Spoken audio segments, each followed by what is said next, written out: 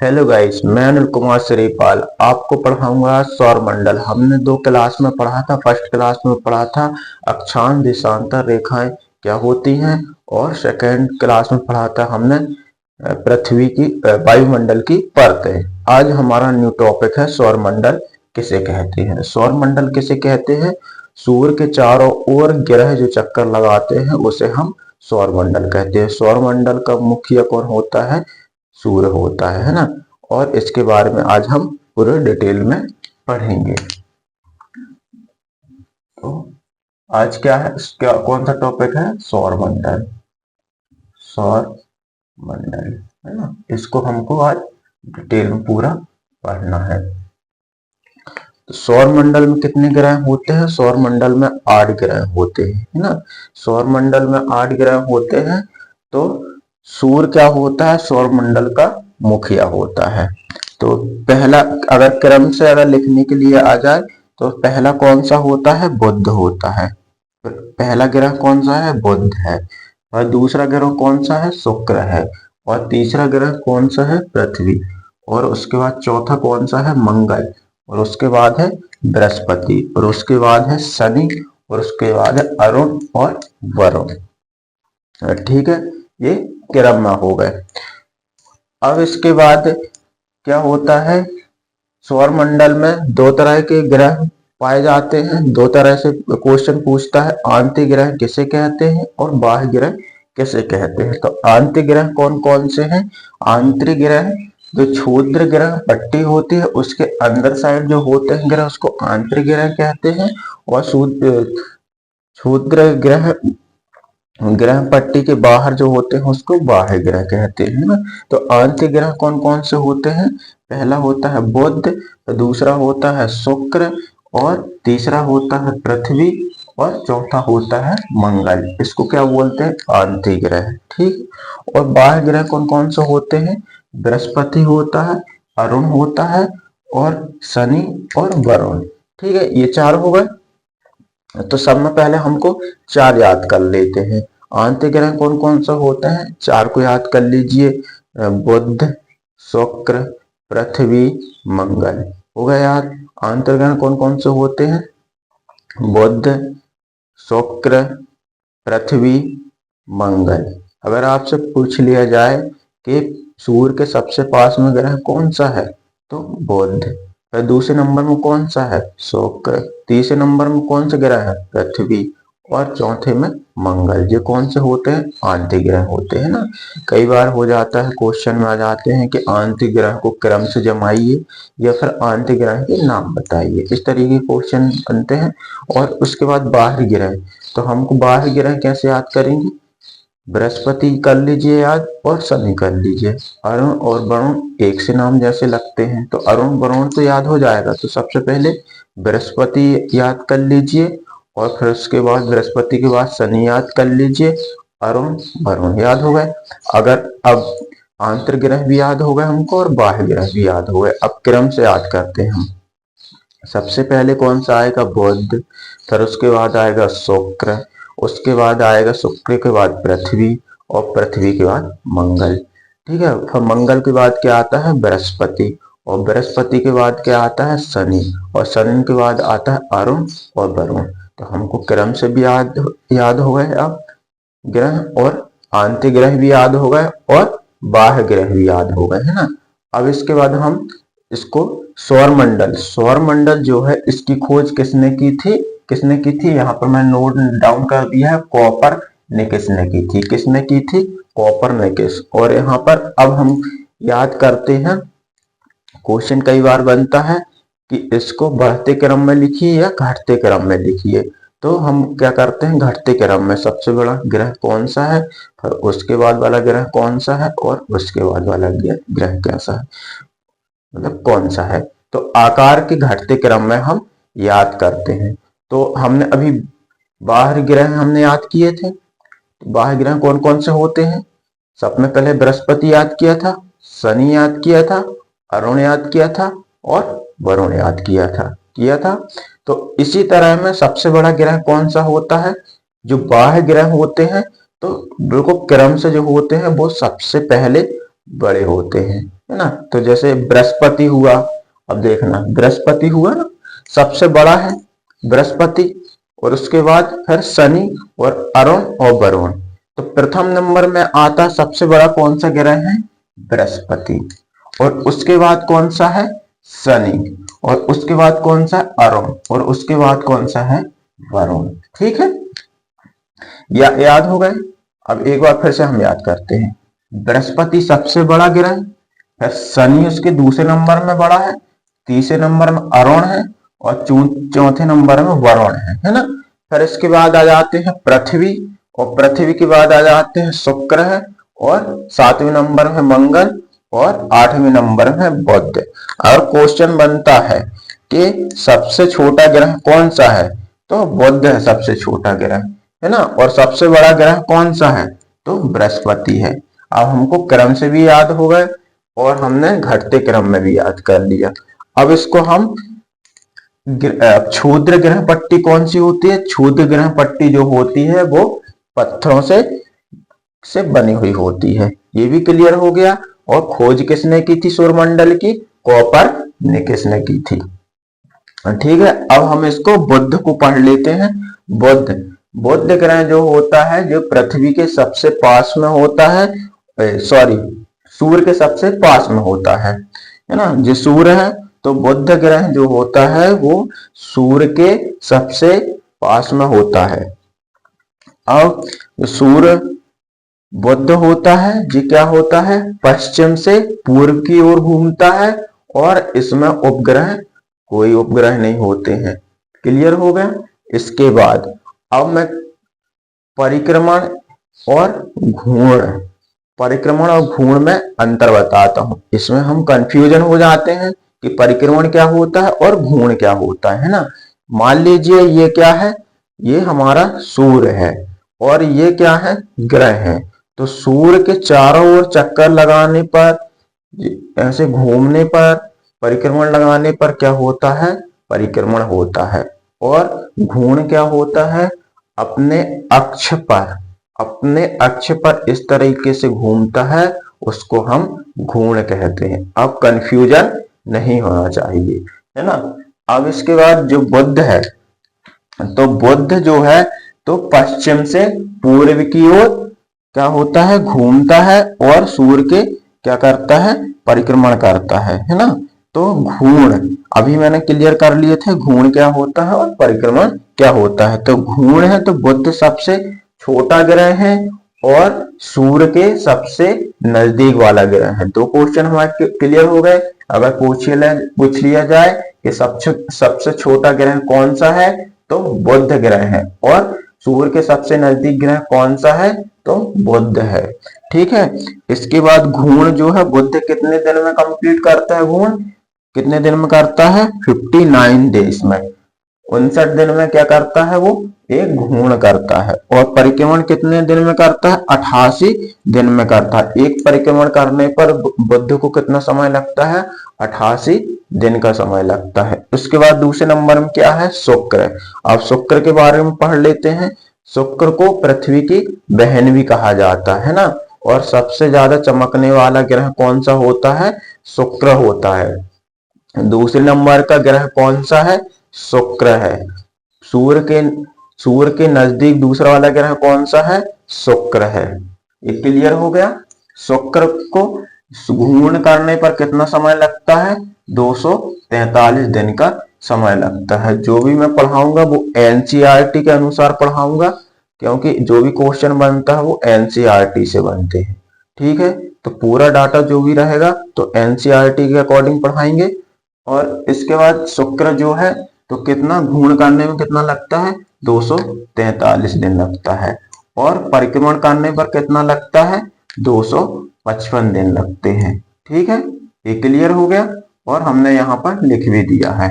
अब एक चीज और याद रखना, जो दो ग्रह को छोड़कर सभी ग्रह क्या होते हैं, पश्चिम से पूर्व की ओर घूमते हैं। हमने पहली कक्षा में पढ़ा था कि पृथ्वी है तो पृथ्वी भी एक ग्रह है, और उसमें हमने अक्षांश और देशांतर में पढ़ा था कि पृथ्वी भी है जो पश्चिम से पूर्व की ओर घूमती है। ये क्लियर कर लिया था हमने।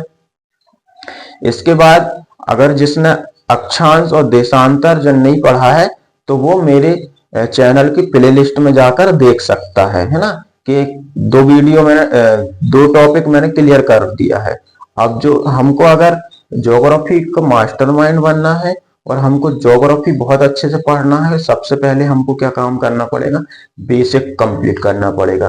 क्यों, बेसिक जब कंप्लीट रहेगा तो हम एडवांस अच्छी तरह से समझ में आएगा और अच्छी तरह से हम पढ़ पाएंगे। अब जिस तरह से मान लीजिए मैंने अक्षांश देशांतर रेखाएं पढ़ाया, मैंने एडवांस पढ़ाऊंगा कि गर्म जलधारा कौन सी होती है और ठंडी जलधारा कौन सी होती है। अब मैं पढ़ा दूंगा कि विषुवत रेखा से जो निकलती है धारा वो गर्म जलधारा होती है। जब विषुवत रेखा आपको पता नहीं रहेगी कि विषुवत रेखा क्या होता है, ध्रुव क्या होता है, अब ध्रुव से जो आती हैं धाराएं तो उसको वो ठंडी जलधारा होती है। अब मैंने ये पढ़ाऊंगा वहां पर तो आपको समझ में नहीं आएगा कि भाई ये ध्रुव क्या होती है, विषुवत रेखा क्या होती है ना, कर्क रेखा क्या होती है, मकर रेखा क्या होती है, यमयुक्त रेखा क्या होती है। तो ये क्या काम करना पड़ेगा, पहले हमको बेसिक कंप्लीट करना पड़ेगा और बेसिक पढ़ना पड़ेगा। तो जिसको अभी पढ़ना है तो मेरी चैनल की प्लेलिस्ट में जाकर वहां पर अक्षांश देशांतर रेखा मैंने क्लियर कर दिया है और उसके बाद हमने पृथ्वी की परतों और संगठन को भी क्लियर किया था। तो वो आराम से देख के और अपना बेसिक कंप्लीट कर सकता है। तो हम कहाँ पढ़ रहे थे, हाँ शुक्र। तो शुक्र क्या है, दो ग्रह ऐसे हैं जो पूर्व से पश्चिम की ओर घूमते हैं। बाकी जितने ग्रह हैं, कौन से 6 ग्रह हैं जो पश्चिम से पूर्व की ओर घूमते हैं, है ना। तो शुक्र जो है तो वो क्या है, ये पूर्व से पश्चिम की ओर कैसा घूमता है, पूर्व से पश्चिम की ओर मैंने लिख दिया है। और ऐसा अरुण है जो पूर्व से पश्चिम की ओर घूमता है। ठीक है, 2 ग्रह क्लियर हो गए। अब शुक्र जो है वो दूसरे नंबर का ग्रह है। ये पृथ्वी की बहन कहा जाता है। यह घूर्णन करने पर 243 दिन का समय लगता है और परिक्रमण करने में 255 दिन का समय लगता है। यह पूर्व से क्या करता है, पश्चिम की ओर घूमता है। अब आ जाते हैं हम पृथ्वी। पृथ्वी क्रम के आधार पर तीसरे नंबर पर है और आकार के आधार पर 5वें नंबर में। ये हमने अभी क्लियर कर लिया था। अब इसके बाद इसको कितना समय लगता है परिक्रमण करने पर, 365 दिन 6 घंटे लगता है। पृथ्वी ऐसा ग्रह है जिसमें जीवन संभव है। यहाँ पर मानव रहते हैं और सभी जीव जंतु रहते हैं। यहाँ पर पर्यावरण है, पेड़ पौधे हैं। तो मात्र एक ऐसा ग्रह है जहां पर जीवन संभव है। ये क्लियर हो गया। अब पृथ्वी जो है तीसरे नंबर का ग्रह है और यह परिक्रमण करने पर 365 दिन 6 घंटे लगते हैं और घूर्ण जो अपने करता है तो क्या करता है, 24 घंटे में अपना घूर्ण पर घूम जाता है। ये क्लियर हो गया। और इसको नीला ग्रह भी कहा जाता है। पृथ्वी को क्या कहा जाता है, अगर क्वेश्चन बन जाता है कि नीला ग्रह किसे कहते हैं, तो नीला ग्रह किसे कहते हैं, पृथ्वी को कहते हैं। ठीक है, और ये 365 और 6 घंटे में क्या करता है, परिक्रमण कर लेता है और घूर्ण कर लेता है 24 घंटे पर। ठीक है, आपने देखा होगा कि 28 दिन की फरवरी होती है और 4 साल बाद 29 दिन की हो जाती है। क्यों हो जाती है, कभी आपने सोचा है? क्योंकि 365 दिन और 6 घंटे, तो 6 घंटे एक्स्ट्रा हो रहे हैं ना जो, तो 4 साल बाद वो कितने घंटे में हो जाएगा, 24 घंटे में हो जाएगा। और 24 घंटे एक दिन एक रात बढ़ जाएगी, इसलिए फरवरी 4 साल बाद क्या होती है, 29 दिन की हो जाती है। क्लियर हो गया। अब बन जाता है कि अपस्वर किसे कहते हैं और उपस्वर किसे कहते हैं, ये क्वेश्चन बनता है। तो हम अपस्वर और उपस्वर क्लियर कर लेते हैं। जब हमारे पृथ्वी से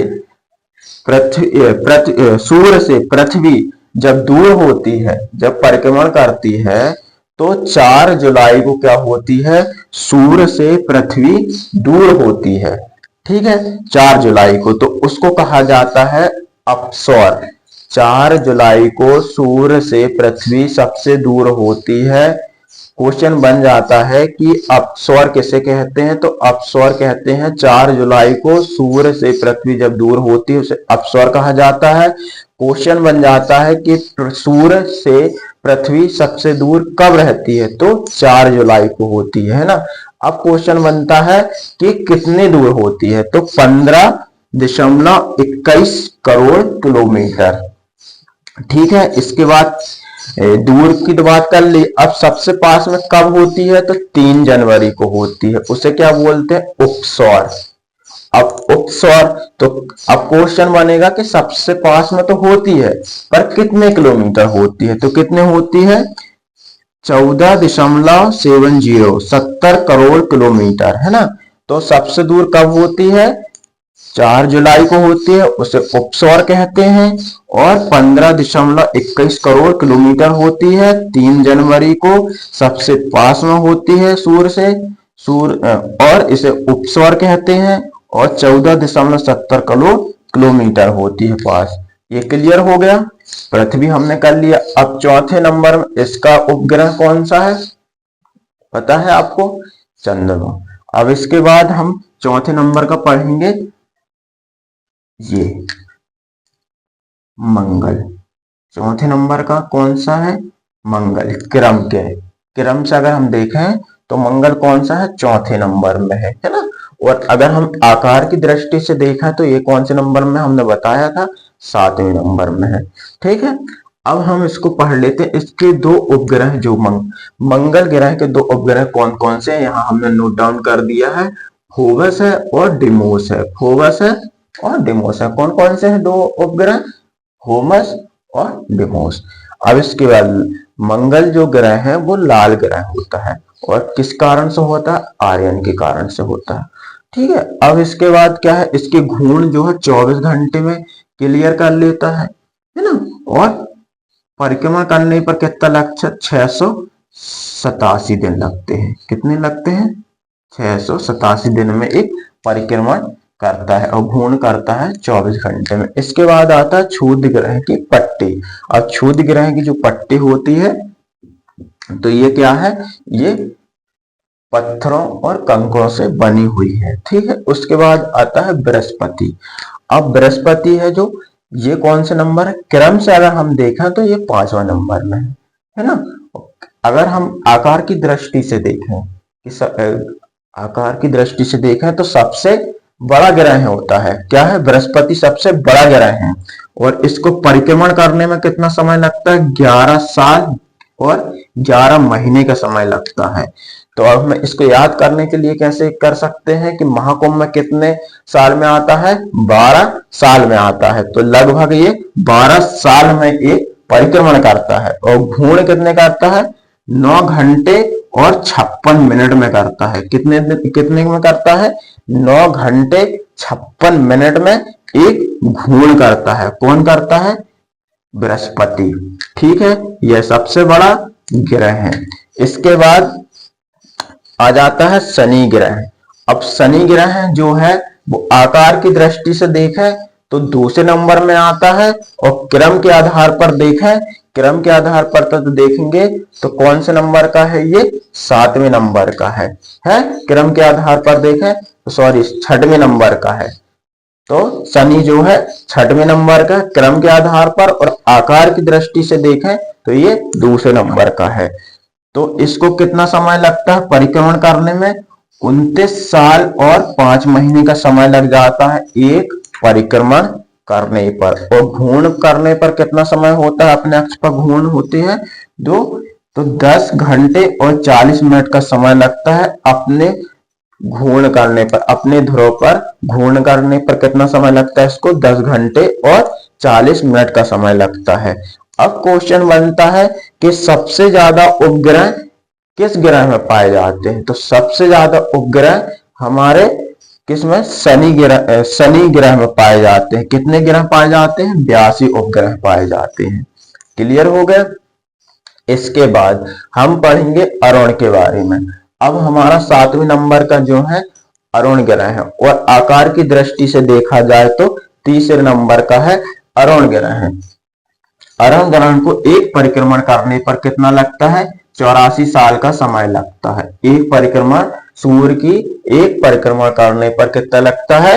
84 साल लगते हैं। और घूर्ण करने पर कितना समय लगता है? 17 घंटे और 14 मिनट का समय लगता है। अरुण जो है तो परिक्रमा करने पर 84 साल का समय लगता है और अपने घूर्ण, अपने ध्रुव पर घूमने पर 17 घंटे और 14 मिनट का समय लगता है। अब क्वेश्चन बनता है कि इसकी खोज किसने की थी अरुण की? तो सर विलियम हर्ष ने की थी। कब की थी? 13 मार्च को 1781 ईस्वी की थी, है ना। अब इसकी एक खास बात और है, ये 82.5 डिग्री पर झुका हुआ है। जैसे हमारी पृथ्वी झुकी हुई है, इसी तरीके से हमने क्या है, अरुण को, जैसे हमने पृथ्वी को देखा था अक्षांश देशांतर रेखा में क्लियर कर लिया था कि कितने में झुकी हुई है ना, कितने में डिग्री है, कितनी डिग्री है, कैसे डिग्री निकालना है, ये आप प्ले लिस्ट में जाके पूरी वीडियो देख सकते हैं। अब इसके बाद जो है कितने में झुका हुआ है अरुण ग्रह? ये 82 डिग्री पर लेटा हुआ है, मतलब झुका हुआ है, तो इसलिए इसको हम लेटा ग्रह कहते हैं। तो क्वेश्चन अगर आ जाता है कि लेटा ग्रह कैसे कहते हैं, तो लेटा ग्रह हम अरुण को कहते हैं। ये क्लियर हो रहा है। तो अगर क्वेश्चन बन जाता है तो कितने डिग्री में झुका हुआ है? तो 82 डिग्री में झुका हुआ है। हाँ, इसमें कंफ्यूजन हो जाओगे कि अब उपग्रह पूछ लिया कि सबसे ज्यादा उपग्रह कितने होते हैं और किस में होते हैं, तो अरुण नहीं लगा देना। अरुण 82.5 डिग्री पर झुका हुआ है, इसलिए उसे लेटा ग्रह कहते हैं। पर उपग्रह की जब बात हो जाए तो शनि ग्रह है, वहां पर है उपग्रह 82 है ना, 82 उपग्रह। ठीक है। इसके बाद वरुण, अब लास्ट में जो है वरुण ग्रह है। तो वरुण ग्रह जो है क्रम के आधार पर क्या है, ये सबसे लास्ट में है और आकार की दृष्टि से देखा जाए तो चौथे नंबर की है ना, चौथे नंबर का ग्रह है। अब इसके बाद इसको परिक्रमण करने पर कितना समय लगता है? परिक्रमण करने में 16 परिक्रमण करने पर 164 साल का समय लगता है। कितना समय लगता है? 164 साल का समय, 164 साल। क्लियर हो गया। और घूर्ण करने पर कितना लगता है? 16 घंटे और 7 मिनट, 16 घंटे और 7 मिनट का समय लगता है।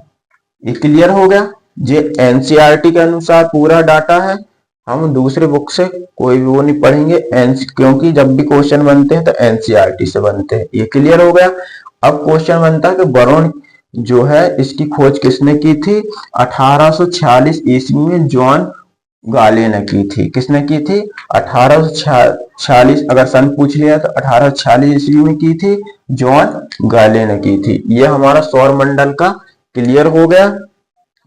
इसके बाद हम